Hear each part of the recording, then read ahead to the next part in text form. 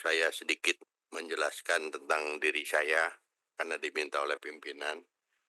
Saya dari fraksi Partai Golkar, dari Ciamis, dan bertetangga dengan Pak Asep. Sampaikan salam saya untuk kakak Bapak di Nusa Tenggara Barat.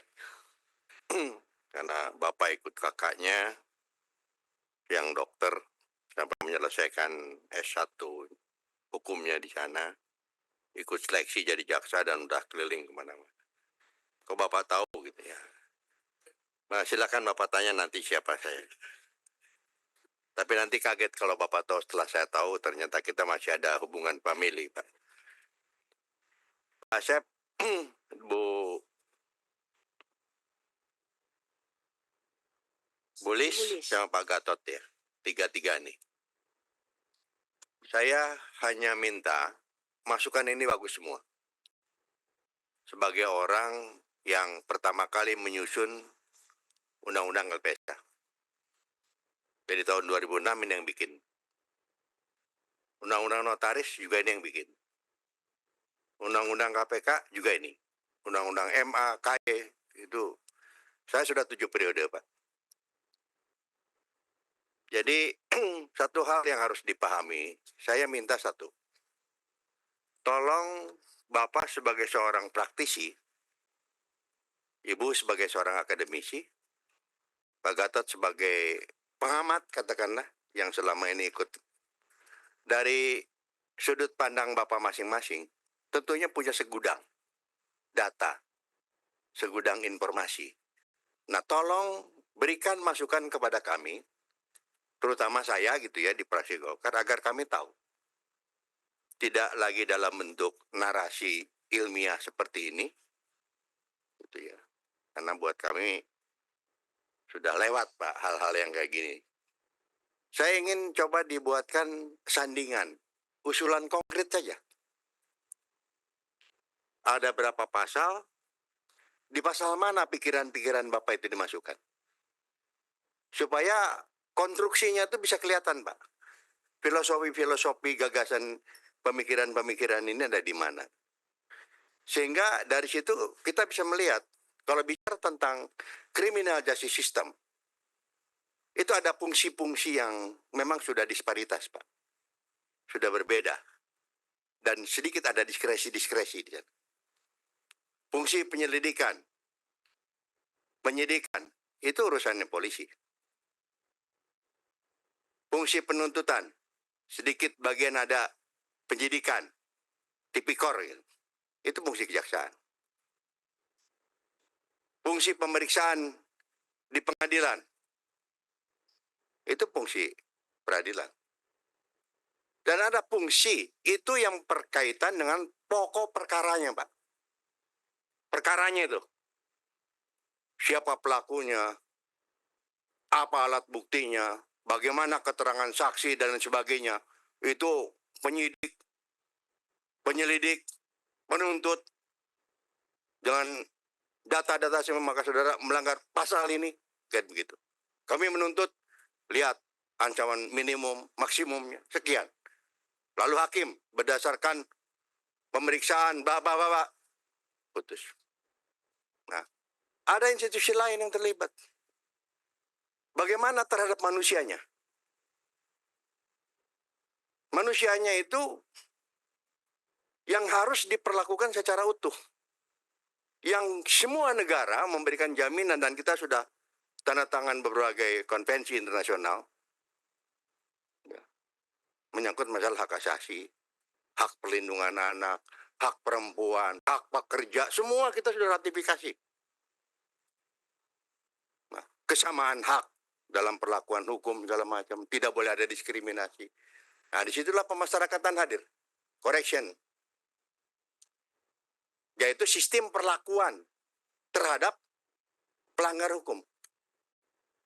Jadi untuk pelanggar hukumnya sendiri manusianya nih, fisiknya, tidak perkaranya, Pak. Ditangani oleh institusi pemasyarakatan. Nah, yang terkait dengan statusnya sebagai tahanan nih, Pak, maka berlangsunglah asas presumption of innocence. Makanya dikasih namanya pelayanan. tahanan. Yang sesungguhnya kalau kembali kepada filosofi, dia tidak boleh pakai seragam-seragam, Pak. Oh, dia masih tidak. Tapi di kita kan, nah itu filosofi-filosofi ini yang kadang-kadang karena proyek bikin seragam, kan begitu, Pak. Ya, kalau mau tegas. Dia, makanya KUHAP, PP 27 tahun 83, sebagai tindak lanjut dari Undang-Undang 881, KUHAP, yang disebut dengan berakhirnya BAP yang berbau darah dan tangisan. Kan begitu, Pak, ya? Orang diperiksa di kantor polisi pakai diinjak-injak segala rupa, akhirnya ngaku. Nah, lahirlah KUHAP. Artinya apa? Fisiknya tidak boleh ada di polisi. Fisiknya di lapas. Di rutan. Status tahanan itu. Dan pengacara bisa masuk di situ, Pak, mendampingi.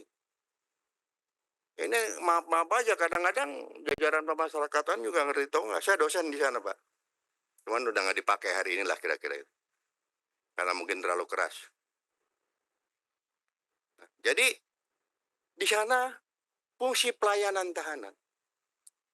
Tapi yang terjadi hari ini, makanya saya minta di Undang-Undang LPSK itu coba fakta-fakta ini sempurnakan. Faktanya sampai hari ini ada cabang rutan di semua unit. Padahal sudah dibatasi. Di Anda hanya bisa nahan 1 kali 24 jam. Diperpanjang sampai diperpanjang lagi 1 kali 20 hari. Setelah itu masuk ke rutan. Tapi yang terjadi hari ini, kejaksaan juga sama, Pak. Nahan orang berbulan-bulan. Ya gimana nggak ngaku? Nggak dikasih makan. Polisi sama, di KPK juga sama. Nah, ini saya terbuka saja, Pak. Jadi saya minta RUU ini betul-betul celah-celah itu diselesaikan. Nah, setelah diproses di situ, ada persoalan lagi, Pak, undang-undang lain. Yang namanya undang-undang pemasyarakatan itu memberikan pelayanan terhadap tahanan, kan begitu ya, terhadap anak dan warga binaan. Lalu ada lagi undang-undang peradilan anak yang mewajibkan sebelum masuk ke proses peradilan itu harus ada penelitian kemasyarakatan, litmas, sehingga hakim waktu memutus ini anak kenapa kok membunuh, ada litmasnya. Institusi mana yang mengerjakan? Balai Pemasyarakatan di bawah Ditjen Pemasyarakatan, Bapas namanya. Baru ini saja, Pak, sudah ada persoalan di Bapas nih. Pemerintah serius nggak ngebangun Bapas hari ini? Harusnya kan perintah undang-undang di setiap kabupaten harus ada balai pemasyarakatan. Kan nggak diurus. Berikutnya lagi, Pak. Manusia itu utuh.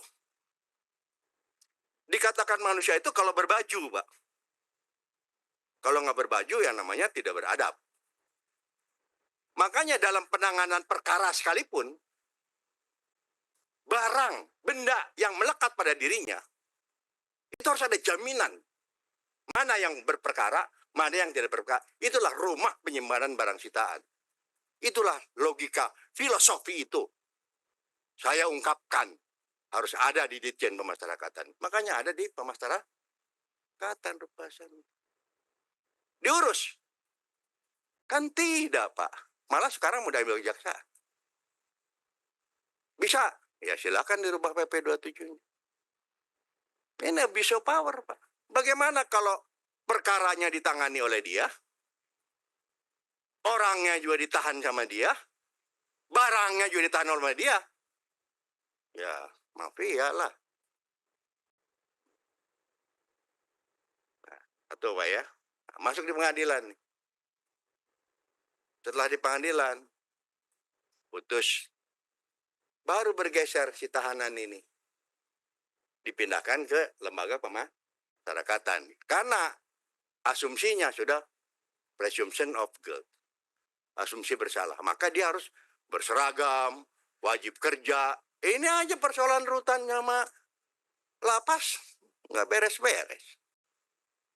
Bapas nggak diurus. Perubasan nggak jelas kemana arahnya.